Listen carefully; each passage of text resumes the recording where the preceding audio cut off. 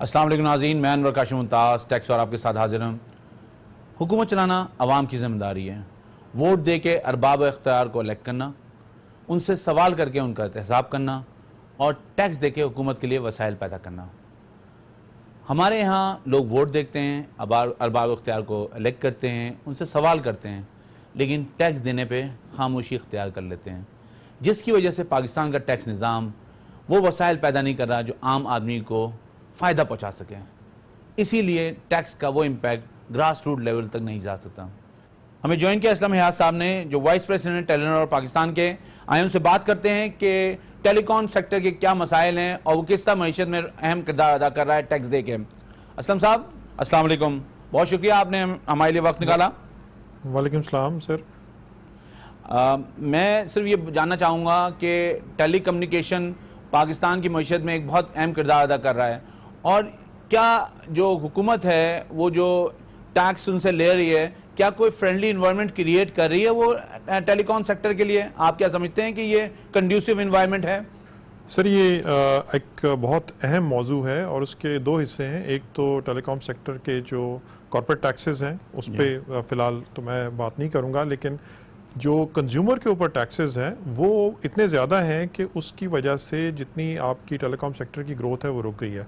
और telecom sector वो वाहिद sector है जो बाकी हर सेक्टर के अंदर एफिशिएंसी लेके आता है और ग्रोथ लेके आता है। सही है। जैसे वर्ल्ड बैंक है, GSMA की स्टडीज़ हैं, उसमें बड़ा वाज़ेह है कि जी आपका मोबाइल ब्रॉडबैंड जो है वो आपकी 10% इंक्रीज़ जो है उसमें आपको 1.38% ग्रोथ मिलती है GDP के अंदर। ठीक है। और पाकिस्तान की GDP है $270 बिलियन के करीब। तो उसमें अगर 10% इंक्रीज मोबाइल ब्रॉडबैंड की आती है तो 1.38 के हिसाब से आपको $3 बिलियन से ज़्यादा की ग्रोथ मिलती है GDP के अंदर। सो उस हवाले से इसका बहुत ज़्यादा कंट्रीब्यूशन है ओवरऑल इकॉनमी के अंदर, एफिशिएंसी के अंदर, लोगों की ज़िंदगी में बेहतर लाने के लिए, किसी भी कारोबार को चलाने के लिए।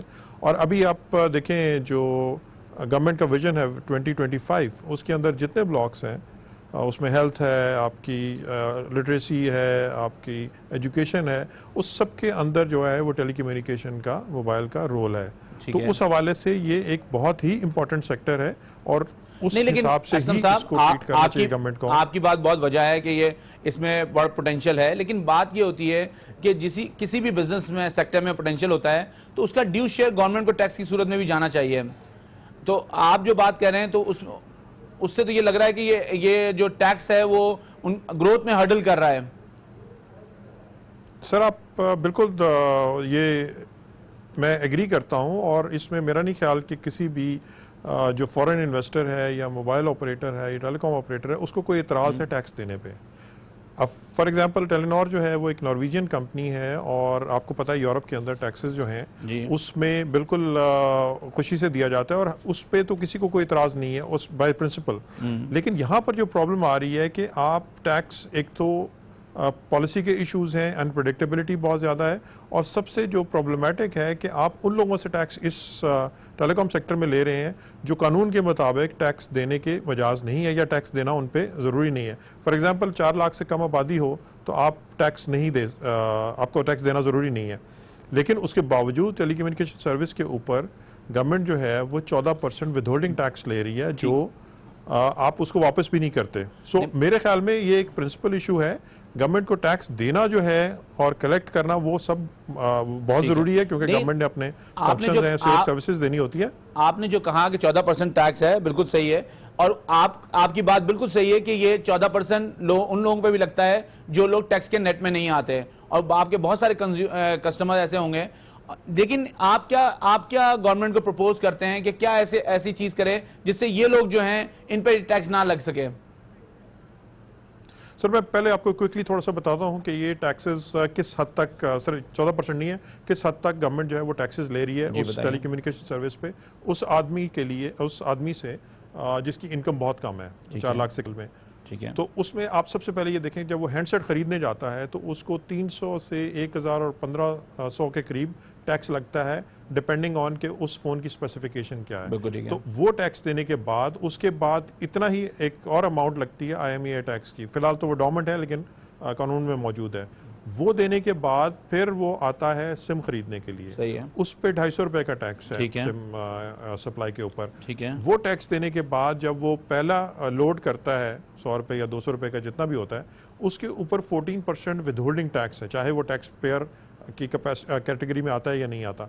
वो देने के बाद अभी उसने पहली हेलो नहीं की, 14% जब ये विदहोल्डिंग टैक्स देने के बाद जब वो पहली हेलो करता है तो वहाँ जो सेल्स टैक्स है 19%, जो प्रोविंसेस भी लेते हैं और फेडरल गवर्नमेंट भी लेती है, वो 19.5% जो है वो उसका कटना शुरू हो जाता है। तो उस हवाले से अगर आप देखें कि एक आम आदमी जो है जो पूरे साल के अंदर अगर 210 रुपए महीने पे खर्च करता है टेलीकम्युनिकेशन के ऊपर, तो उसका साल में 2,500 के करीब जो टोटल खर्चा होता है उसमें उसकी जो वैल्यू है वो 1500-1600 रुपए से ज्यादा नहीं मिलती, बाकी 922 रुपए जो है वो टैक्सेस के अंदर कट जाते हैं। तो आपके ख्याल में ये जो इतने ज्यादा टैक्सेस हैं, ये आवाम के लिए, आम आदमी के लिए ये टेलीकम्युनिकेशन सर्विस यूज करना उसको रोक रहे हैं इस चीज से? जी जी बिल्कुल। लास्ट ईयर जो था, बल्कि स्टेट बैंक की जो क्वार्टरली रिपोर्ट थी उसके अंदर बड़ा स्पेसिफिकली उन्होंने कहा था कि जी ब्रॉडबैंड के ऊपर जो सबसे बड़ा हर्डल है वो एक्सेसिव टैक्सेस है। और अगर आप रीजनल भी देखें कि जिस वक्त ग्रोथ टेलीकम्युनिकेशन में चल रही है, आप में इस वक्त भूटान, नेपाल, श्रीलंका, बांग्लादेश उससे पीछे रह गए हैं। और जो प्रोजेक्शन करंट है और टैक्सेस इसी तरह रहे, ग्रोथ को रोकते रहे, तो 2021 तक आप अफगानिस्तान से भी पीछे रह जाएंगे। ठीक है, तो उस हवाले से हमें उसको दोबारा देखना चाहिए कि वो सर्विस जो आम आदमी तक पहुंचाने के लिए टेलीकॉम सेक्टर जो है वो उसको दुनिया में कोशिश कर रहा है कि सबसे सस्ती सर्विस मिले, लेकिन उस पर सबसे ज़्यादा टैक्सेस लगना शुरू हो गए हैं। तो ये बड़ी अजीब सी बात है। तो आप लोग, मैं आपसे हमें एक ब्रेक लेना है, ब्रेक से वापस आके आपसे बात करते हैं कि आप क्या प्रपोज कर रहे हैं, क्या होना चाहिए।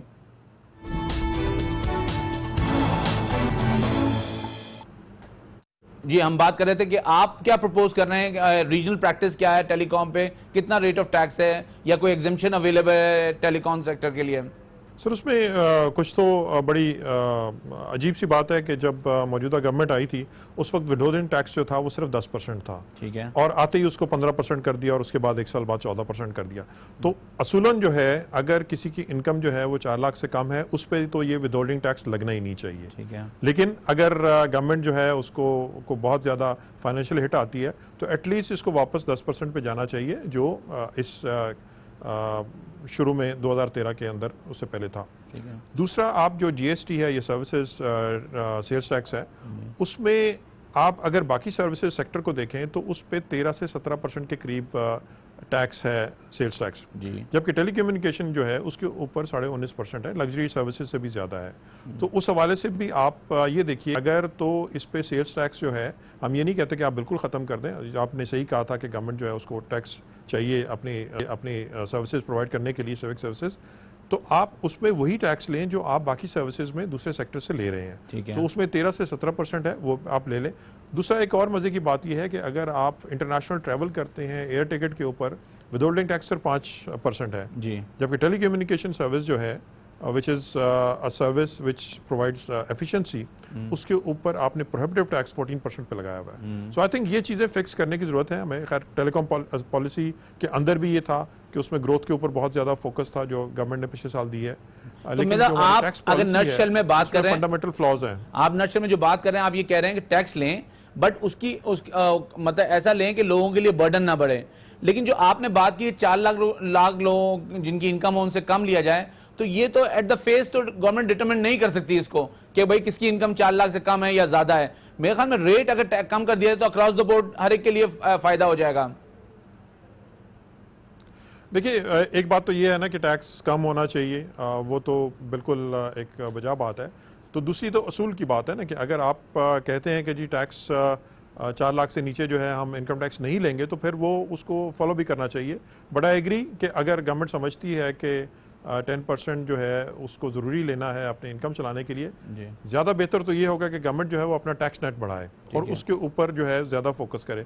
आज अगर आप देखें कि जो 2015 के अंदर 1.2 मिलियन टैक्स फाइलर्स थे, वो तादाद कम हो रही है। सही है। और एक 200 मिलियन की आबादी के ऊपर, 20 करोड़ की आबादी के ऊपर। दूसरी तरफ आप ये देखें कि 1,18,000 ये जो आप बात लोग हैं टैक्स देने के लिए, सेल्स टैक्स, आप सिर्फ 15,000 जमा करा रहे हैं। नहीं, लेकिन आप जो बात कर रहे हैं उसको तो गवर्नमेंट अपनी पॉजिटिव उसमें यूज करती है कि इतने लोग टैक्स दे रहे हैं, क्योंकि जो भी मोबाइल लेता है वो टैक्स देता जरूर है, तो गवर्नमेंट तो इसको अपनी पब्लिसिटी के लिए यूज कर रही होती है।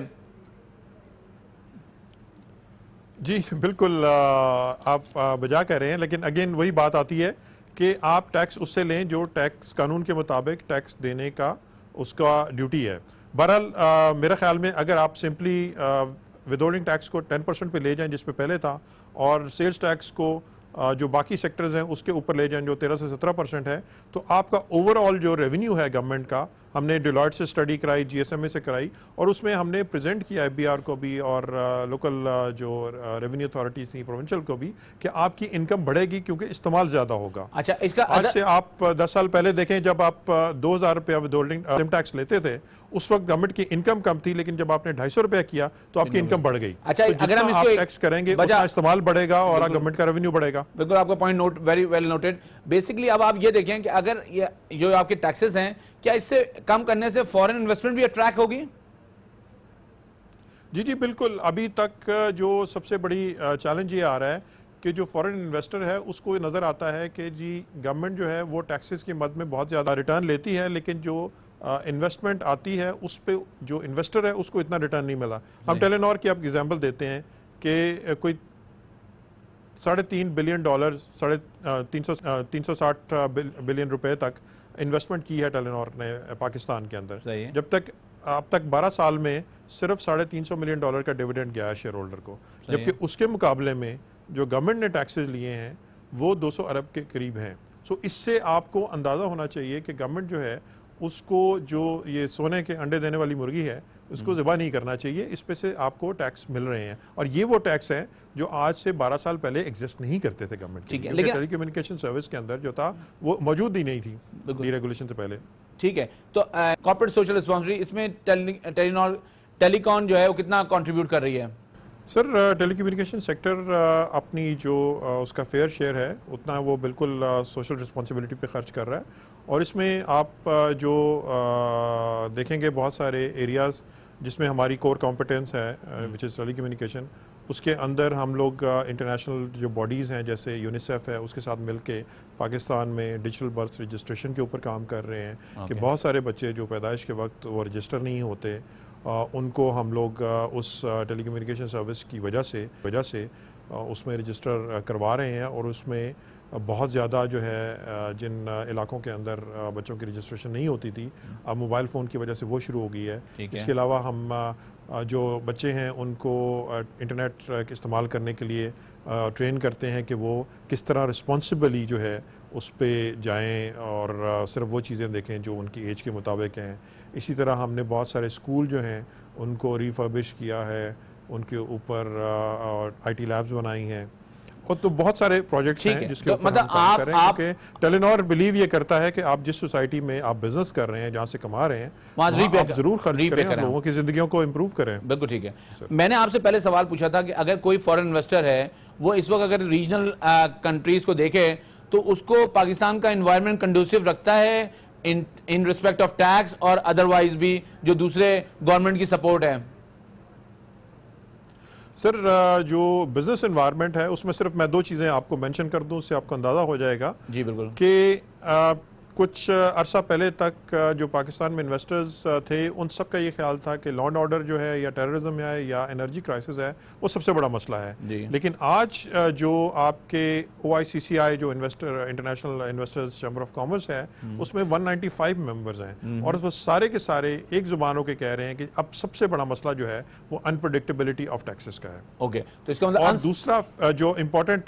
दूसरा इंपॉर्टेंट बात यह है कि आप जो ease of doing business World Bank का इंडेक्स है उसमें आप मुसलसल ईज ऑफ पेइंग टैक्सेस के ऊपर स्लिप कर रहे हैं। इस वक्त आपका जो उसमें रैंकिंग है वो 146 पे आ गई है 144 से पिछले साल से। तो उससे आप खुद ही अंदाजा लगा सकते हैं। और अभी जो OICCI ने अपना जो क्वार्टरली वो सर्वे करते हैं और पीरियडिकली, उसके अंदर भी जो इन्वेस्टर कॉन्फिडेंस है वो काफी नीचे जा चुका है, को -39% के करीब जा चुका है। तो गवर्नमेंट को क्यों नहीं आप प्रपोज करते हैं कि गवर्नमेंट को क्यों नहीं प्रपोज करते कि कोई इंटीग्रेशन हो जाए डिपार्टमेंट्स की, तो गवर्नमेंट FBI का डेटा आ जाए और वो यूज करके जो पाकिस्तान का पोटेंशियल है टैक्स बेस का, उस पोटेंशियल पे आगे काम करें।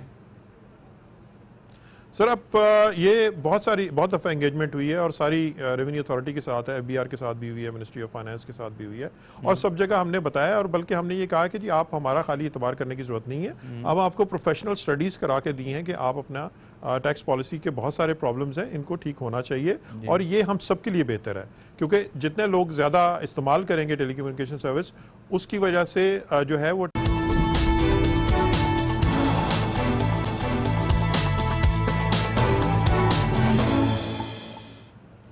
ब्रेक पे जाने से पहले हम बात कर रहे थे असलम हयात साहब से। अब हमें लाहौर स्टूडियो में ज्वाइन किया मंशा सुगैरा साहब ने, जो फॉर्मर प्रेसिडेंट हैं लाहौर टैक्स बार के। आए उनसे बात करते हैं बजट के हवाले से जो 26 तारीख को आ रहा है। टैक्स जो प्रैक्टिशनर्स हैं या टैक्स लॉयर्स हैं वो क्या समझते हैं, किस तरह का बजट एंटिसिपेट कर रहे हैं, क्या क्या तरामीम होनी चाहिए, बात करते हैं। मंशा साहब बहुत शुक्रिया आपका हमें ज्वाइन करने का। आपसे जो सवाल है बुनियादी वो ये है कि आप ये बताएं कि आप क्या एंटिसिपेट कर रहे हैं कि ये जो बजट आ रहा है 26 तारीख को, ये क्या इसमें क्या गवर्नमेंट जो है वो ऐसे जो खबरें आ रही हैं कि बहुत ज़्यादा टैक्स लगा देगा, या आप क्या ऐसे मेजर चेंजेस लेके आ रहे हैं गवर्नमेंट टैक्स के हवाले से? काशिफ भाई, मेरा तो ये ख्याल है कि जिस तरह हर साल बजट आते हैं उसी तरह ही रेवेन्यू मैयर्स होती हैं ज़्यादा, जो जिससे क्योंकि गवर्नमेंट ये टैक्सेशन जो है that is life blood of the state, तो इसके बगैर स्टेट हमारी चल नहीं सकती। इसके एक्सपेंडिचर हर साल ज़्यादा होते हैं और रेवेन्यू कम होते हैं और डेफिसिट होता है। तो उसकी वजह से हमारे मुल्क में बेसिकली जो टैक्सेशन है, अब रियल इनकम टैक्सेशन तो है ही नहीं है। यहाँ तो सारी प्रेजेंटिव और जो मिनिमम है वो भी नॉर्मल टैक्सेशन में है। इस तरह हमारे जो जितने विद होल्डिंग पे ज्यादा फोकस होता है, तो तकरीबन कोई 60 ट्रांजैक्शन है जिन पे विद होल्डिंग होती है, उन्हीं को रेट को अप करते हैं तो अकॉर्डिंगली रेवेन्यू बढ़ जाते हैं, कम करेंगे तो रेवेन्यू कम हो जाएंगे। तो रियल टैक्सेशन वाला कंसेप्ट तो ऑलमोस्ट खत्म ही हो गया हुआ है, जिसकी वजह से मुल्क में इन्फ्लेशन होता है और जो गरीब आदमी है उस पे जो बर्डन है ज्यादा पड़ता है और अमीर आदमी पे बर्डन कम पड़ता है। तो इस तरह डिस्प्रपोर्शनेट बर्डन होता है।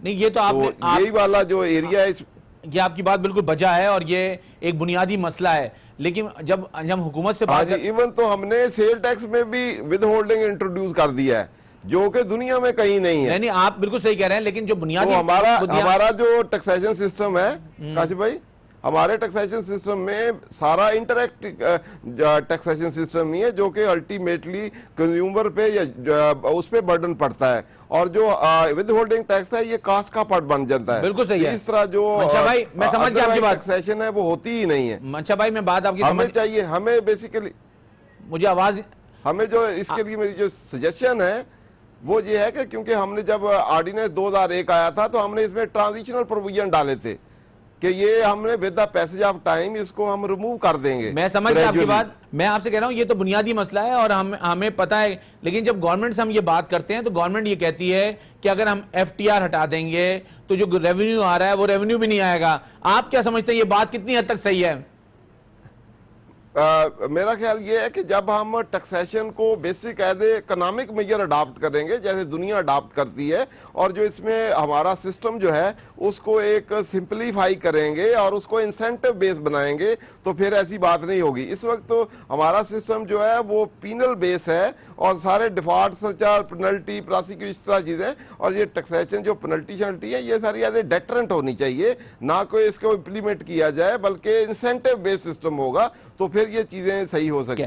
दूसरी बात मुझे ये बताएं कि जो ऑडिट का निजाम है पाकिस्तान में, इनके कवानीन में टैक्स के, वो आप क्या समझते हैं उसमें क्या गुंजाइश है इंप्रूवमेंट, या उसमें क्या चेंज लाना चाहिए ताकि वो सही ऑडिट हो सके?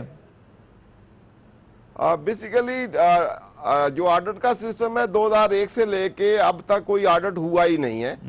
अब भी जो मेरी जो खबर आ रही है कि जी ये FBR ने मान लिया है कि ऑडिट हम नहीं कर सकते, तो 30% आप जो भी जिनके भी ऑडिट पुराने हैं अभी नहीं हुए, तो उसको आप 30% दे ले। अभी ये सोच रहे हैं, शायद इंप्लीमेंट हो जाए, पता नहीं होगी या नहीं होगी, कि 30% ज्यादा टैक्स दे दें, जिसके लॉसेज हो या जिसने डिक्लेयर ही नील की हो वो भी 30,000 दे दें। इस तरह की कोई चल रही है आजकल ना खबर, कि वो दे दें तो फिर उसका ऑडिट नहीं किया जाएगा और वो अपनी रिवाइज रिटर्न फाइल कर दे। पहले भी जब इनिशियल पहला ऑडिट हुआ था, पहला ऑडिट सिलेक्शन हुई थी, तो उस वक्त भी उन्होंने एक ऐसे ही सर्कुलर इश्यू किया था कि आप रिवाइज रिटर्न कर दें 25% था या इस तरह। ठीक है, तो मतलब हमारा जो बेसिकली ना पहले जो पुराना सिस्टम था वो सही है, लेकिन हमारे मंशा भाई मैं आपसे ये कह रहा हूँ, उन्होंने जी मैं आपसे ये कह रहा हूँ कि आवाज आ रही है मेरी आपको?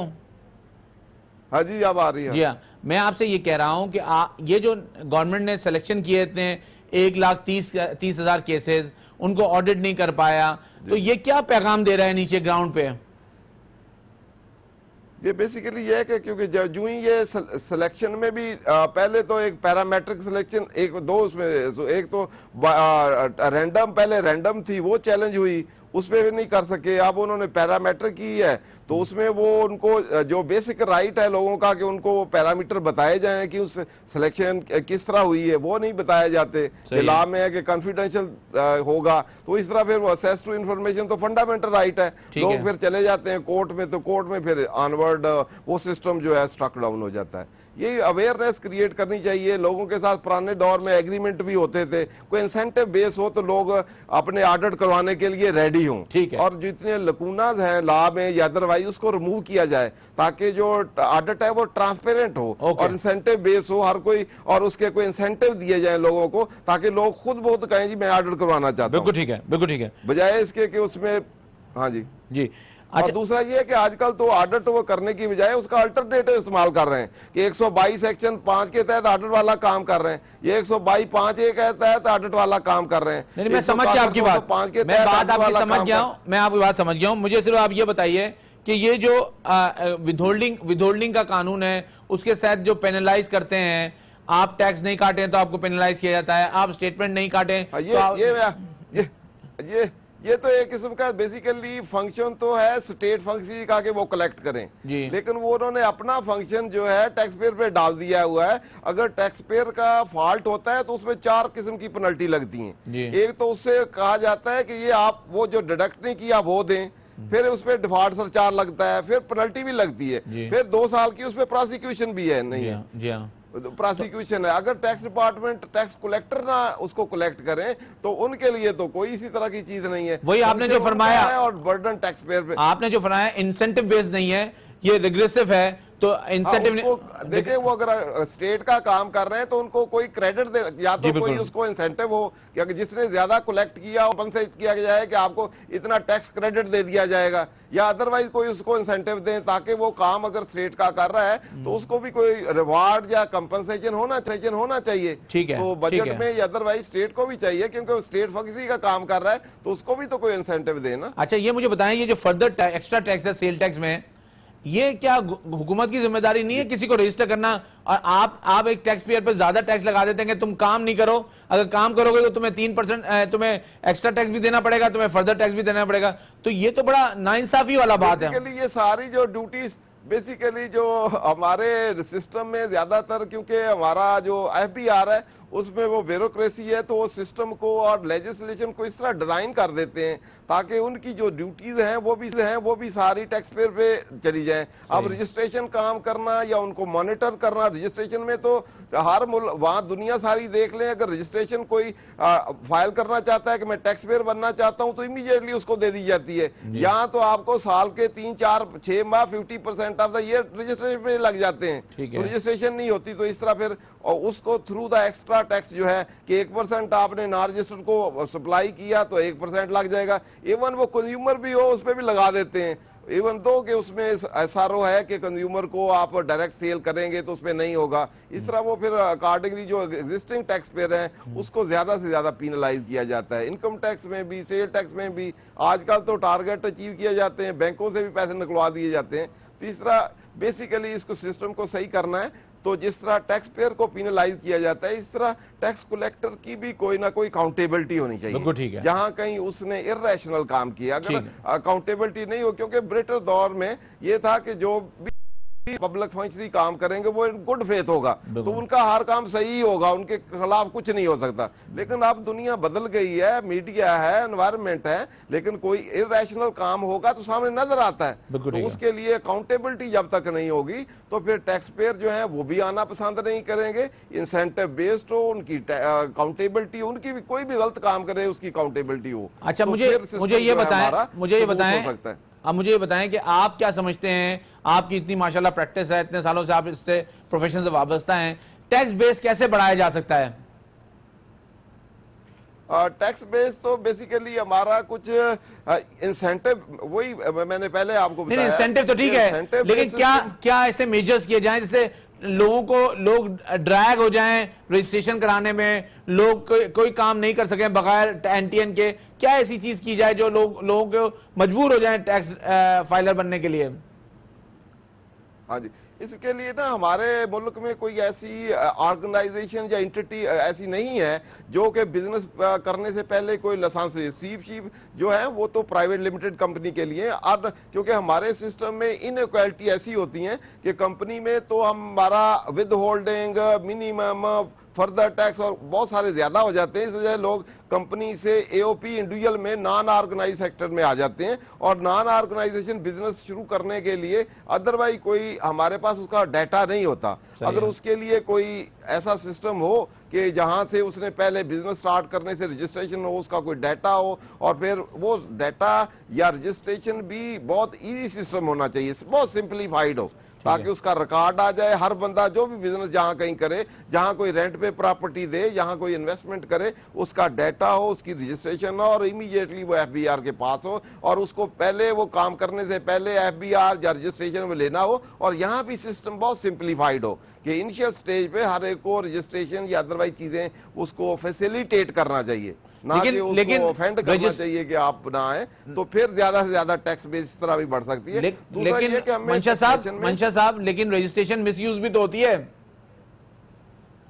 मिसयूज के लिए तो वो उनको चाहिए कि कंट्रोल करें, पहले उसकी एवेल्युएशन करें, जो उसमें फिट होता है उसी को दें, और कंटिन्यूस मॉनिटरिंग करना तो उनका काम है ना। ये तो टैक्स पेयर का काम नहीं है, ये तो दुनिया में हर जगह ही होती है। इसका ये मकसद तो नहीं है कि रजिस्ट्रेशन ही ना की जाए। ठीक है, किसी को हर एक जो जेन्युइन है उस इंपोर्ट, किसी की इंपोर्ट स्टेज पे पड़ी है और वो रजिस्ट्रेशन ना करें, तो वो तो पाकिस्तान में बिजनेस नहीं करेगा। आपका कहने का मतलब ये है, आपका कहने का मतलब यह है कि फॉरेन रजिस्ट्रेशन देनी चाहिए, उनको फैसिलिटेट करना चाहिए रजिस्ट्रेशन के लिए, तो इसी तरह टैक्स बेस बढ़ सकता है। और आज और साथ मॉनिटरिंग भी रखनी चाहिए, ताकि कहीं मिसयूज तो दुनिया में होता ही रहता है। ठीक है मंशा साहब, हमें प्रोग्राम क्लोज करना है, स्ट्रांगली मॉनिटर करें। आपका पॉइंट बहुत अच्छी तरह हमारे पास आ गया, हमें प्रोग्राम क्लोज करना है। इंशाल्लाह फिर आपको किसी प्रोग्राम में दावत देंगे। बहुत शुक्रिया हमारे लिए वक्त निकाला। नाजरीन, टैक्स देना एक आदत है और हमें चाहिए कि हम अवाम के तौर पर टैक्स दें, और मैंने जैसे शुरू में कहा कि टैक्स दे के सवाल भी करें हुकूमत वो पैसा कहाँ इस्तेमाल कर रही है। ये बहुत ज़रूरी चीज़ है, इसलिए कि अगर आप टैक्स नहीं देंगे और ये सोचते रहेंगे कि हुकूमत पैसा जो है वो सही इस्तेमाल नहीं कर रही, तो इस तरह काम नहीं आगे बढ़ेगा, इस तरह पाकिस्तान का निज़ाम नहीं आगे बढ़ेगा टैक्स का, इस तरह पाकिस्तान नहीं आगे बढ़ेगा। लेकिन आपको ज़रूरत है कि आप अपना ड्यू टैक्स अदा करें और उसके साथ हुकूमत पे भी नज़र रखें कि हुकूमत वो टैक्स आम आवाम के लिए लगा रही है, उसके लिए उस पर तालीम आम आदमी को मिल रही है, सेहत की फैसिलिटी आम आदमी को मिल रही है। इस बात के साथ मुझे इजाज़त दीजिए। अल्लाह हाफ़िज़।